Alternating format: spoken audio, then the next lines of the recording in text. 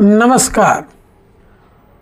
आज हम उपस्थित हुए हैं वृषभ राशि लग्न के जातकों के बारे में राहु के फल को जानने के लिए। थंबनेल में हमने लगा रखा है, अब करेंगे राहु मालामाल वृषभ राशि लग्न के जातकों को। जी बिल्कुल, ये समय अब जाकर शुरू हुआ है। कैसे हुआ है इस पर आगे हम चर्चा करेंगे। और चर्चा शुरू करने के पहले हम ये समझने का प्रयास करेंगे कि किसी भी ग्रह की स्थिति को बिना जाने हम किसी कंक्लूजन पर नहीं निकल सकते हैं, या किसी ग्रह के किसी राशि में परिवर्तन कर जाने भर से उनका लाभ मिलना शुरू हो जाए, यह कोई आवश्यक नहीं है। क्योंकि कोई भी ग्रह होते हैं तो उनकी एक अपनी ताकत होती है, उनके अंश बल होते हैं, उनकी बाल्य अवस्था होती है, कुमार अवस्था होती है, वृद्धावस्था होती है और मृत अवस्था होती है। बहुत सारे ज्ञानी जन विद्वतगण ज्योतिषियों का ये कहना था, राहु अनुकूल हो गए वृषभ राशि के जातकों के लिए 18 मई 2025 के बाद। बिल्कुल सही है, अनुकूल हो गए, किंतु राहु की स्थिति को जब तक हम नहीं समझ पाएंगे तब तक ये कैसे हम तय करेंगे कि राहु हमारे लिए अनुकूल है तो उनके रिजल्ट्स क्यों नहीं मिल रहे हैं। एक दोहा है, सम्राट पृथ्वीराज चौहान के कवि ने कहा था, 4 बांस 24 गज अंगुल अष्ट प्रमाण, ता ऊपर बैठे सुल्तान मत चूको चौहान। ये महान कवि चंदर बरदाई ने कहा था सम्राट पृथ्वीराज चौहान को, इसलिए ताकि सम्राट को ये पता चल सके मोहम्मद गौरी की स्थिति, जहाँ वो बैठा था उसकी स्थिति को इस दोहे ने बयां किया था।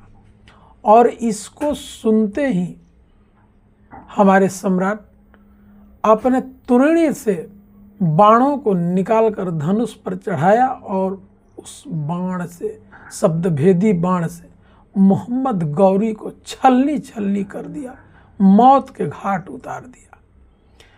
ये ऐसा इसलिए हो सका क्योंकि कवि ने सम्राट को मोहम्मद गौरी की स्थिति को बताया और उस पर समुचित उसका लाभ उठाया सम्राट ने। तो ये बातें हैं वृषभ लग्न के जातकों के पत्रिका में। राहु का गोचर 18 मई को ही उनके कुंभ राशि यानी 10वें भाव में, 10वें भाव को कर्म क्षेत्र कहा जाता है। और ज्योतिष में एक कहावत है, राहु जिसके 10 में दुनिया उसके वश में। ये तो बिल्कुल सही है ये बात। किंतु राहु का जब गोचर हुआ तो राहु उस समय कितने अंश पर थे, ये जानना बहुत जरूरी था, जिस पर हमने चर्चा किया नहीं किया उन सब बातों को छोड़िए और आगे का जो समय हो रहा है, कैसा होने वाला है आगे का समय, इस पर हम चर्चा करने वाले हैं। और राहु कब वृषभ राशि लग्न के जातकों को अपने शुभत्र परिणाम देना शुरू करेंगे, अब इस विषय पर हम आगे बढ़ते हैं। जैसा कि हम लोग ये तो पहले ही जान गए कि राहु का गोचर मई से ही हो चुका है, 18 मई से ही, लेकिन राहु के अंश बलों में 24 से 30 अंश तक राहु यानी मृत अवस्था में थे। अर्थात यह स्थिति 2 सितंबर तक 24 अंश से 30 अंश के बीच में राहु थे और उनका शुभत्व परिणाम नहीं मिल पा रहा था, क्योंकि वो तो पहले ही मृत थे। तो मृत ग्रह कैसे आपको कोई परिणाम दे सकते हैं, और मिलेगा भी तो छोटे मोटे कुछ चेंजेज आपको दिख सकते हैं। उनका गोचर हुआ है अपने मित्र के राशि में, इसलिए तो बिना देर की अब हम आगे समझने का ये प्रयास करते हैं कि क्या प्रिकॉशन लेना चाहिए, किन सावधानियों को ध्यान में रखना है, क्योंकि ये समय निश्चित ही वृषभ लग्न के जातकों के लिए सर्वोत्तम कालखंड रहने वाला है। और ये भी जानने के प्रयास करेंगे, पूरी वीडियो के अंत में ये जानने का प्रयास करेंगे कि जिनके पत्रिका में राहु यदि उनकी प्लेसमेंट अच्छी नहीं है, किसी कारण से राहु का शुभत्व परिणाम नहीं मिल रहा है, तो उनको क्या सावधानी और क्या उपाय करना चाहिए। तो अब हम शुरू करते हैं। वृषभ लग्न के जातकों के 10वें भाव में राहु बैठे हैं और 2 सितंबर के बाद 24 अंश से नीचे हो जाएंगे। चूँकि राहु एक वक्री ग्रह है, उनकी चाल हमेशा वक्री रहती है, अर्थात उल्टी चाल चलते हैं, तो अंश बल भी निश्चित ही उल्टा ही उनका जाएगा। 24 से 23 फिर 22 और इस प्रकार से बढ़ते जाएंगे।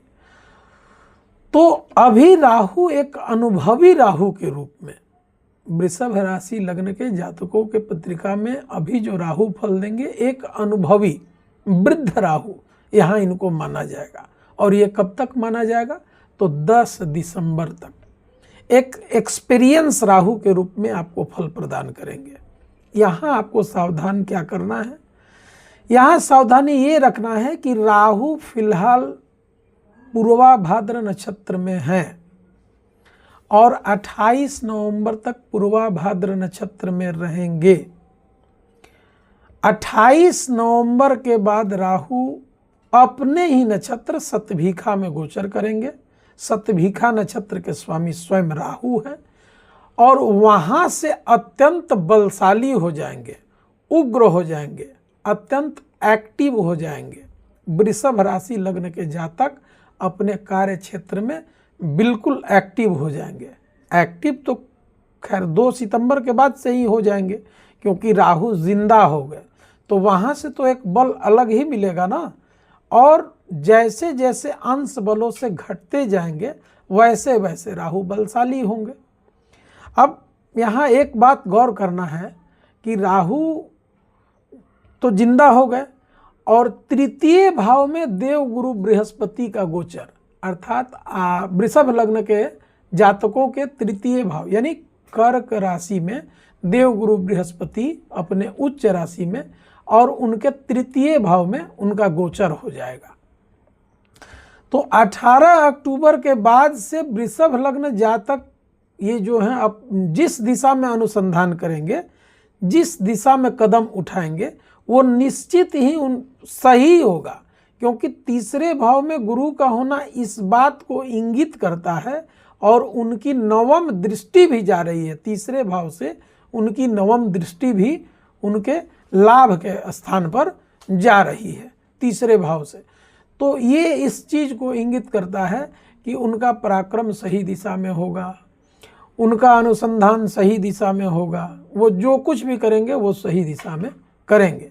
लेकिन ये जो कालखंड 2 सितंबर से लेकर 18 अक्टूबर तक का समय है, यहाँ आपको थोड़ा बचने की आवश्यकता है। किन को बचने की ज़रूरत है? जो शेयर मार्केट में काम करते हैं, सट्टे इत्यादि का काम करते हैं, कुछ ऐसा कार्य करते हैं जिसमें बहुत सारे रिस्क लेने के चांसेस बने हुए हैं, कोई नया काम शुरू कर रहे हैं जिसमें ज़्यादा रिस्क हो, उसको अवॉइड करें 18 अक्टूबर तक। उसके बाद उसमें आप गति दे सकते हैं। वैसे लोग जो नए नए नौकरी पेशा के लिए जो प्रयास कर रहे हैं, जो विद्यार्थी हैं या अन्य कोई भी व्यक्ति हैं जो नौकरी पाने के लिए बहुत दिनों से परेशान थे, उनको लाभ मिलने वाला है, उनको सब कुछ मिल जाना है। उनके लिए कहीं कोई प्रॉब्लम की बात नहीं है, क्योंकि जिसको कुछ है ही नहीं उसको तो जो मिले वो तो प्रॉफिट ही है। तो इसलिए उनको यहाँ बिल्कुल कोई सावधानी की ज़रूरत नहीं है। उनको तो राहु वैसे भी देंगे, क्योंकि 10वां भाव आपका एक्टिव हो जाएगा। और राहु की विशेषता है मायावी ग्रह हैं, विदेशी ग्रह हैं, क्रूर ग्रह हैं, डिप्लोमेट हैं, कूटनीत हैं। तो इन सब चीज़ों से राहु को जोड़कर देखा जाता है। तो वैसे लोग जो जॉब्स के तलाश में हैं उनके लिए तो कोई दिक्कत नहीं है, उनको बिल्कुल राहु यहाँ देने वाले हैं। और वैसे लोग जो अपने कार्य क्षेत्र को बदलना चाहते हैं, उसमें कोई बदलाव की स्थिति लाना चाहते हैं, उनको 18 अक्टूबर तक रुक जाना है। 18 अक्टूबर के बाद अपने कार्यों को बदलाव करें, वहाँ उनको निश्चित ही सफलता मिलने वाली है।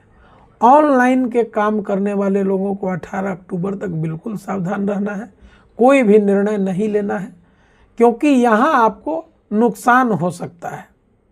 कुछ अलग ही करना चाहेंगे। वृषभ राशि लग्न के जातक, ये जो समय शुरू हो रहा है ना, जब से राहु एक्टिव है यानी 2 सितंबर के बाद से, कुछ अलग अपने आप को प्रूफ करना चाहेंगे, अपने कार्यों को करना चाहेंगे। एक अलग स्थिति उनके लिए बनने वाली है जो शुभत्व ही है। कहीं से भी कोई उसके दुष्परिणाम नहीं मिलने वाले हैं, बशर्ते थोड़ा ध्यान आपको रखना है 18 अक्टूबर तक, क्योंकि जैसे ही गुरु आ जाएंगे आपके तीसरे भाव में, वहाँ से बिल्कुल आपकी सारी समस्याओं का निष्पादन स्वतः गुरु वहाँ कर देंगे। अब बात कर लेते हैं राहु की अन्य स्थितियों के बारे में। तो राहु तो 28 नवंबर को चले जाएंगे अपने स्वयं के नक्षत्र में, शतभिखा नक्षत्र में, अर्थात राहु वहाँ और ज़्यादा एक्टिव होंगे। और राहु जब 20 अंशों से नीचे चले जाएंगे, अर्थात वो समय 10 दिसंबर के आसपास का समय है, 8 से 10 दिसंबर के आसपास का समय, 20 अंश से भी नीचे हो जाएंगे। वो जो कालखंड होगा वहाँ से लेकर अप्रैल तक, वहाँ राहु पूर्णतः बलशाली होंगे। उस बीच यदि आपका कोई कारोबार, चूँकि राहु को विदेशी ग्रह भी कहते हैं और आपके 10वें भाव में हैं, तो राहु जिसके 10 में, दुनिया उसके बस में। वहाँ अगर आपका कोई काम एब्रॉड से, विदेश में आप रहते हैं या विदेश से जुड़कर एक्सपोर्ट इंपोर्ट का कोई कारोबार है, तो वृषभ लग्न राशि के जातक वहाँ शुरू भी कर सकते हैं, थोड़ी सावधानी के साथ, क्योंकि राहु डिप्लोमेट भी हैं। इस चीज़ का भी आपको भली भांति ध्यान रखना है।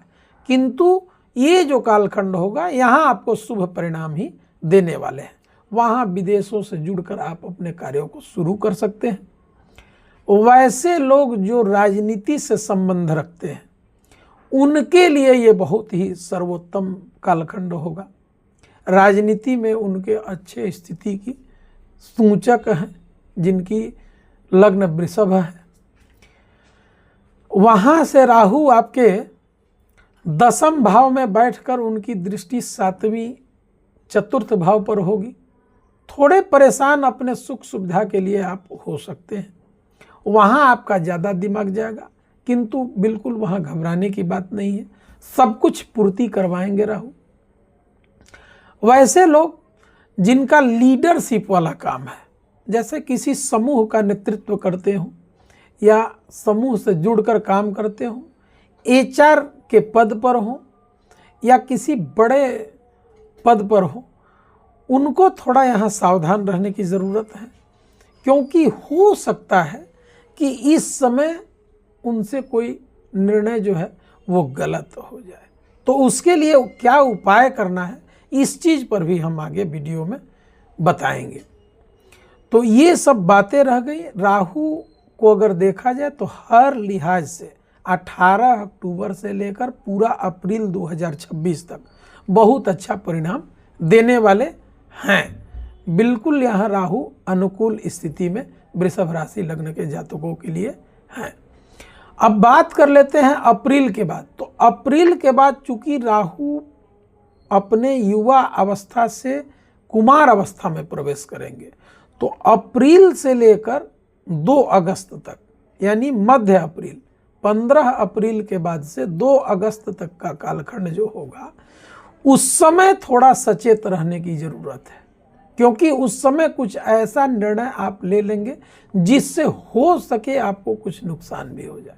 ओवरऑल राहु वहाँ भी शुभ परिणाम देने वाले हैं, किंतु चीज़ों को समझना, राहु की स्थिति को समझना और उनके स्थिति को समझते हुए अगर अपने अनुसंधान को उस दिशा में आप लगाते हैं, तो वहाँ आपको उचित और सर्वाधिक उत्तमोत्तम शुभ फल ही मिलने वाला है।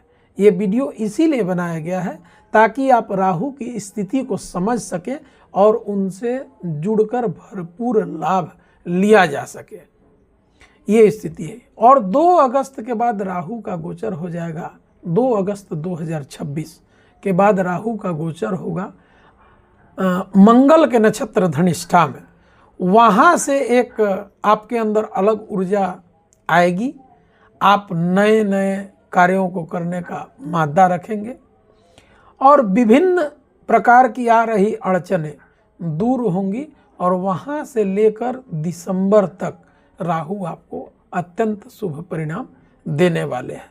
तो ये सब जानकारी रही वृषभ राशि के लग्न के जातकों के बारे में कि राहु से कैसे शुभ परिणाम लिया जाए और राहु कितने आपके लिए अच्छे रहे और रहेंगे। अपने कमेंट्स में आपके अगर कोई संशय होगा तो निश्चित आप रख सकते हैं, उसके प्रश्नों के उत्तर हम देने का प्रयास करेंगे। और आगे हम समझते हैं कि क्या उपाय किया जाए। तो राहु की डायरेक्शन है साउथ वेस्ट, यानी दक्षिण पश्चिम का जो क्षेत्र है उसको राहु का क्षेत्र कहा जाता है। नैऋत्य कोण भी उसको कहा जाता है। अपने घर के नैऋत्य कोण अर्थात साउथ वेस्ट में किसी प्रकार का अगर वहाँ कोई कचरा हो, वहाँ कुछ सामान बिखरे पड़े हों तो उसको व्यवस्थित तरीके से रखिए। जूते चप्पल इत्यादि वहाँ पड़े हों, कुछ पुराने सामान हों, उन सब चीज़ों को व्यवस्थित करके उस क्षेत्र को आपको साफ रखना है। आप चाहें तो साउथ वेस्ट के कोने पर, नैऋत्य कोण पर मिट्टी के पीले फूलदान में पीले फूल आप, चाहे वो प्लास्टिक का ही क्यों ना हो, आप वहाँ लगा के रख सकते हो।